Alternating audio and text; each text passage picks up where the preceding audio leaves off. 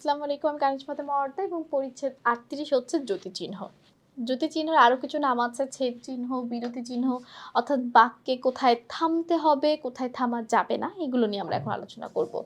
মুখের কথাকে লিখিত দেওয়ার সময় বিরতি বোঝাতে ব্যবহার হয় জ্যোতিচিহ্ন। জ্যোতিচিহ্নের অপর নাম হচ্ছে বিরাম চিহ্ন বা বিরতি চিহ্ন। বাক্যের সমাপ্তি নির্দেশ করে দাড়ি, অর্থাৎ দাড়ির পর আর কিছুই যাবে না, বাক্য শেষ। কমা নির্দেশ করে সামান্য বিরতি।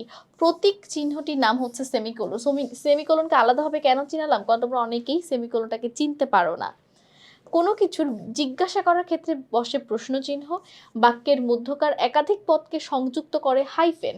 বন্ধনী চিহ্ন কিন্তু তিন ধরনের: প্রথম বন্ধনী, দ্বিতীয় বন্ধনী, তৃতীয় বন্ধনী, first bracket, second bracket, third bracket. একটির বদলে অন্যটির সম্ভাবনা বোঝাতে ব্যবহার করা হয় বিকল্প বা বিকল্প চিহ্ন। বিস্ময়, দুঃখ, আনন্দ ইত্যাদি প্রকাশের জন্য ব্যবহার করা হয় বিস্ময় চিহ্ন।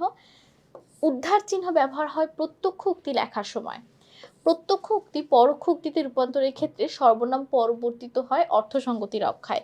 পরোক্ষ উক্তিতে ক্রিয়ারূপের পরিবর্তন করতে হয় কর্তা অনুযায়ী। প্রত্যক্ষ উক্তিতে চিরন্তন সত্য উদ্ধৃত থাকলে পরোক্ষ উক্তিতে পরিবর্তিত হয় না ক্রিয়ার কাল। প্রশ্ন, অনুজ্ঞা, আবেগসূচক প্রত্যক্ষ উক্তিতে পরোক্ষ উক্তির পরিবর্তন করতে হয় ভাব অনুযায়ী। এই অংশটুকু আসলে আমাদের উক্তির অংশ, ঠিক আছে? এগুলো কিন্তু আমরা উক্তিতেও আলোচনা করব। তো সকলকে অসংখ্য ধন্যবাদ আমাদের সাথে এতক্ষণ এই পর্বটি করার জন্য। পরবর্তী পর্বে আমন্ত্রণ রইল। আসসালামু আলাইকুম, আল্লাহ হাফেজ।